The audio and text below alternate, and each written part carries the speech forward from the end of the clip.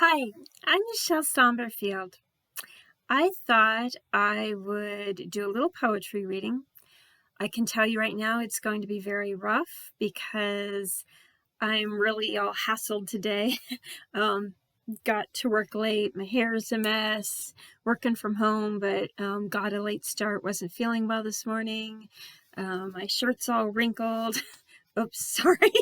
But anyway, but I thought I would just try anyway to read this poem really quick here.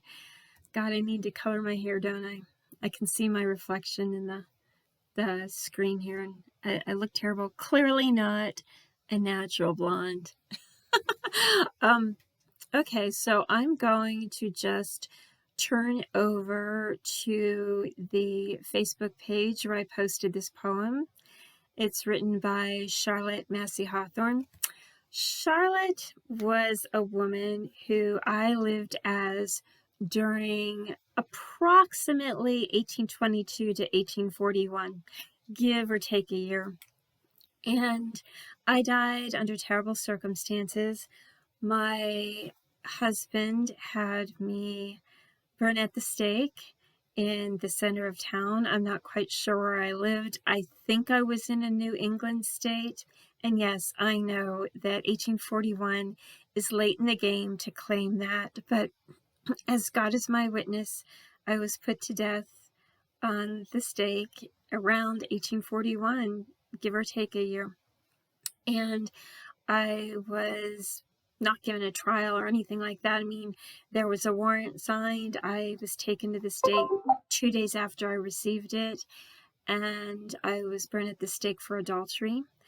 I'll tell you just the story of my life, just really, really quick, so you understand this poem in case it zigzags in and out a lot. I was very happy as a child.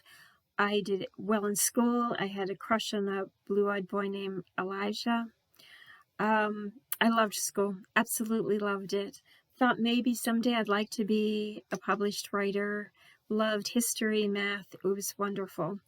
I had a family, my parents loved me. I was the oldest child. I think I had a younger sister, but I really don't have memories of her. And one day I stood too close to a building I shouldn't have been around, and I was raped. And then I was shunned by the community I lived in because I was an unwed mother at 13. And basically, the man who created that child stepped forward, was treated like a saint by the people in the community, even though I was treated like a whore. And he married me, and my parents abandoned me at that point because my mother was embarrassed about everything that took place. So we got on with our lives. I wasn't happy to be married to this man because I really had a big, massive, long-term crush on this blue-eyed guy who was in school with me. And we raised our daughter. She was wonderful. She was beautiful. She had blue eyes and brown hair and funny teeth, and she was funny. She loved to play games. My husband was very good with her. So even though I wasn't real happy with our life together as man and wife, I was happy because my daughter was happy. But my daughter died tragically when she was 4. She ran out into the street, and I was told that she was hit by a fast-moving buggy or cart or wagon or something, and she died, and I wasn't even there at the moment. And I never got over it. I was extremely depressed, and I felt like all the things in my life that went wrong just kind of mounted up in my mind and my psyche and kind of killed my spirit, really. So over a year after my daughter's death, I basically had a fling with a salesman who was coming through town, just for the sake of just doing something different. It wasn't because I knew him very well. It wasn't because I loved him. It wasn't because we had some hot chemistry. I just did it on an impulse. It was stupid. I got together with him once, and then I tried to get together with him, or he tried to get together with me about a month or so later when he came through town again. Again, we didn't really know each other, but my husband came home early, which was something he never, ever, ever did before, and he caught us. And we had a fight after he drove the other man off. And when that happened, I said some words that were very hurtful to him. I told him I never loved him and I was forced to marry him. And of course, he was very hurt and angry, and he was vengeful, basically. He went to town. I don't know what transpired there, but a couple hours later, he and some friends came back with some kind of signed warrant saying that 2 days later, I would be put to death, burned at the stake. And so for 2 days, I lived knowing this and just kind of numbly going through my life, staying at the house while my husband stayed in town. And he didn't do anything to call the situation off. I don't know if he could have at that point or not. I don't know what the magistrate in the town, I don't know if my husband could have called anything off, or if they were just trying to make an example of me to show all women that you better stay at home and you better keep your legs together and don't talk too much to somebody else. I don't know. I don't know what happened. All I know is that my execution by fire was not stopped, and I was burnt at the stake as was directed by that warrant. So I'm going to read this poem. And at age 19, Charlotte went to the other side, and then my soul was reincarnated in 1843 as somebody else living in Gettysburg, Pennsylvania. That was another short lifetime. That was by a strange accidental death. But anyway, I am going to read this poem. I will fumble through it. I will use this.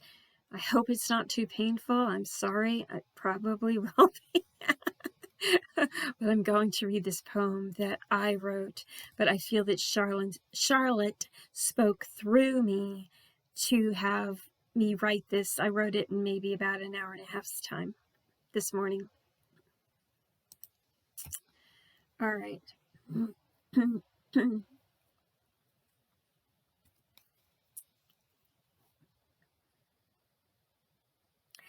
This is called Charlotte, My Life, by Charlotte Massey Hawthorne. My husband and I lived on a hill, our daughter buried in the ground. I read books to escape my life in our gossipy little town. My husband worked at the store all day, while I toiled at home and cooked. He only cared about my breasts that were fair, not how sad my brown eyes looked. My husband was a flirtatious man. The ladies gathered around. He told tales to charm them to buy, then went to the pub for a round. And he'd come home late each night, and I would serve him stew. After he'd stuff his wide belly full, he'd fill me in ways that were lewd. I tried and tried to still love life, at least told myself that I did. But deep inside I harbored hurt pride that turned to resentment I hid. We never spoke about any sorrow. We busily lived in denial. For how could we have ever stopped our tears if we spoke about losing our child?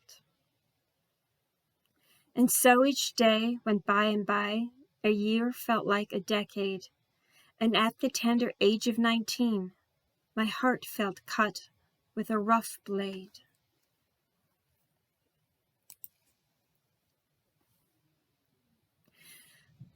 Oh, how could I get over her? How could I ever survive? I barely had will to blink or breathe, though lived in memories of her alive. Her father was to her a very good man. On that note, he earned my respect. But once she departed to the spirit world, my leniency for him was wrecked. Here's the odd thing about my life. Here is the irony of it all. He took me and raped me and gave me a child, who was my greatest joy and my fall. The close-minded town scorned me for months until John stepped forward and proposed. But marrying the man who had done what he did was not my ideal, God knows.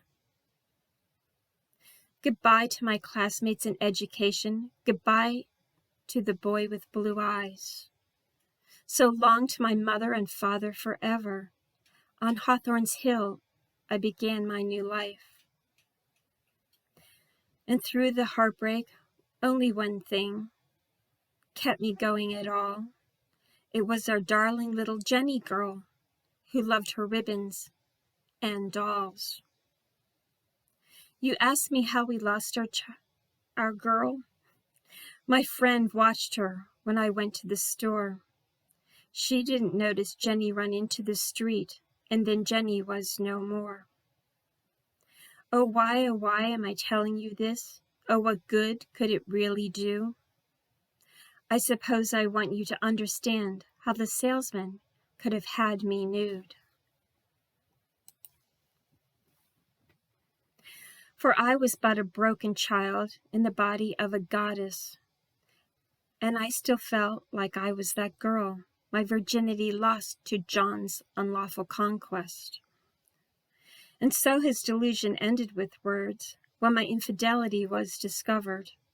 Bitterly he accused, and cornered I screamed, and my resentment was blatantly uncovered. With my words, I hurt John's pride, perhaps even a piece of his heart, and the only solution my husband saw was to hasten our death do we part. And so he let me go to the post, where he knew I was slated to burn. And so I said not one word to plead. He was lower to me than a germ. I fixed my eyes in the distance. I prepared myself to die. I never gave John one last glance or the satisfaction to see me cry. I hoped that when he thought of me, after watching my disintegration, he was lonely in that empty house, my breast gone in his prescribed cremation. But I am now on the other side, and he is not my worry, for Jenny and I have reunited, because the soul lives after you're buried. Sorry. That was rough. Sorry about that. You know, I get to the point where it's like I'm tired of trying to see the small print. Anyway, so that's Charlotte's story. I suppose I could have tried to have written something that was more about the beauty of nature and walking around and feeling free in the woods, because I know during that lifetime I felt that way sometimes too. And who knows, maybe that poem will come too, but I really feel like as much as it's important to think about the good things in life, that lifetime was really a hard one to think about. And you know, I know that Marilyn suffered a lot, but the thing of it is, at least she's loved and revered and remembered, and poor Charlotte is not. So I'm going to do my best to make sure that she is remembered, and my friend Ron is helping me. Anyway, have a good day.